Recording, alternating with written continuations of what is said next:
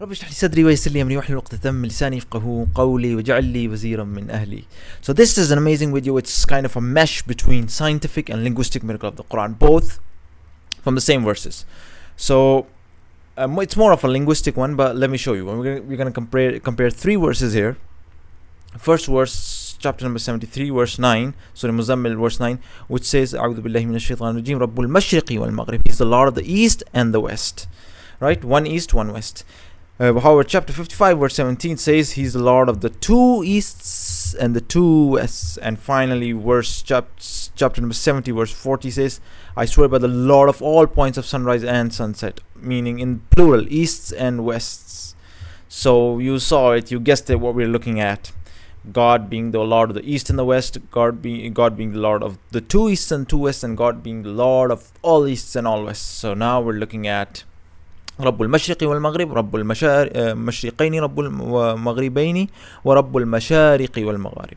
So we're going to look at it. First of all, scientific. It's a small one. It's more than a miracle. Of course, it's a miracle in that sense, but we're looking at scientific accuracy. How can we have one East, one West? That's obvious.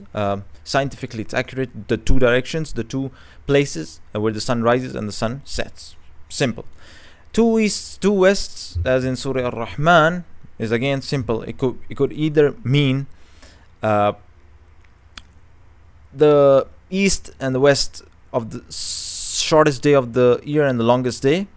It could mean that, the two Easts and two Wests, or it could just mean a place where sun rises on a day. There is a place setting as well, right? And the place it sets, there's a place for which it and on the moment it sets, it rises in another place. That it could also mean that, right? So scientifically accurate. And multiple, again, it's scientifically accurate. All points of sunrise and sunset, that's also scientifically accurate, because you know that the sunrise and sunset is constantly happening on this planet, right? Every second, like there are infinite sunrises and sunsets happening right now as the Earth keeps rotating.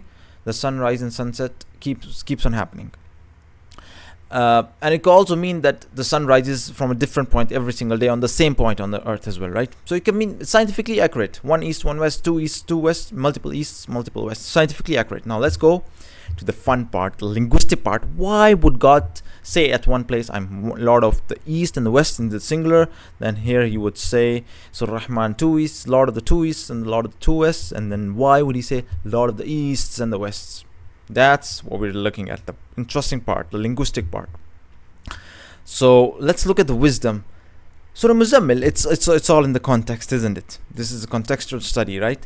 In linguistics, it's a lot of it is a contextual study. So look at the contextual accuracy, appropriateness, and pinpoint precision of the Quran. Look at it. Surah Muzammil, chapter 73, verse 9, which says He is Lord of the East and the West. It's one East, one West. And look at the context. He is Lord of the East and the West. It's in the singular. Why? Because it says there is no God worthy of worship except Him, so take Him alone as a trustee. Here is the mention of God's oneness. So he mentioned the East and the West in the singular. However, Surah Rahman, Lord of the two Easts and Lord of the two Wests. You know Surah Rahman, the entire surah talks to فَبِأَيِّ آلَاءِ رَبِّكُمَا تُكَذِّبَانِ. Look, which of the Lord's favor will you both deny? The jinn and the men. The surah goes on. Which of the Lord's favor will you both deny? Which of the Lord's favor will you both deny? The entire surah, you know it. It just mentions both the jinn and the men. It's in the dual, so it was appropriate that it mentions the Lord of the two East and the Lord of the two West in line with the context of the surah. Right? It's amazing how the surah mentions these things in pairs. And then even here, it's mentioning it things in pair. If you go to verse number 5, the sun and the moon travel with precision, mentioned together. Then the stars and the trees, the two things mentioned together, bow down in submission. So in the context, it's accurate to say the Lord of the two Easts and Lord of the two Wests. Contextually accurate, subhanallah. And finally, Lord of all the points of sunrise and all the points of sunsets. This is amazing. If let me just tick one translation here, so it becomes easier to read. I'm gonna open up and see what's before this.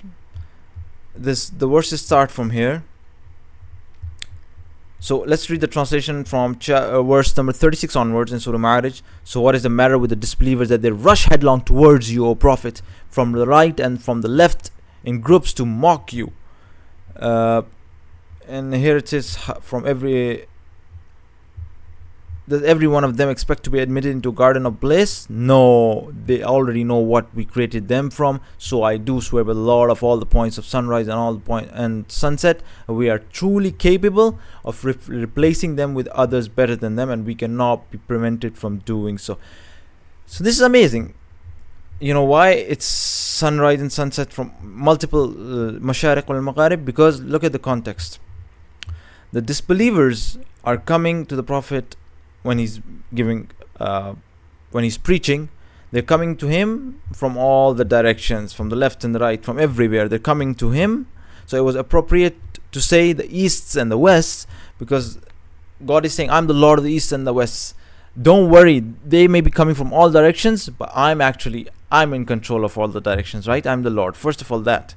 And secondly, what comes after is also in line with the context, which is, I am capable of replacing them with others better than them, and we cannot be prevented. Meaning God is saying, you can come from any direction, but you cannot prevent me, because I have control over all the directions. Subhanallah. Everything was appropriate according to its context.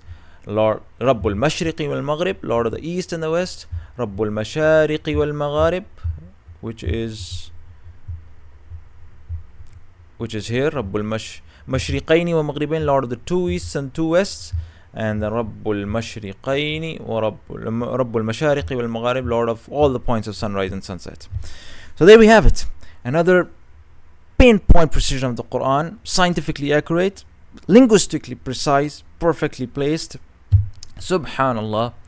And again, as I always say, I will keep repeating it, inshallah. This miracle, along with all the other linguistic precision of the Quran, all the other scientific accuracies of the Quran, all the other numerical and all other miracles in the Quran, bringing them all together in a single book, makes the Quran nothing but divine. Can only be the word of a divine being, Allah subhanahu wa ta'ala. May Allah give us complete conviction in this Quran.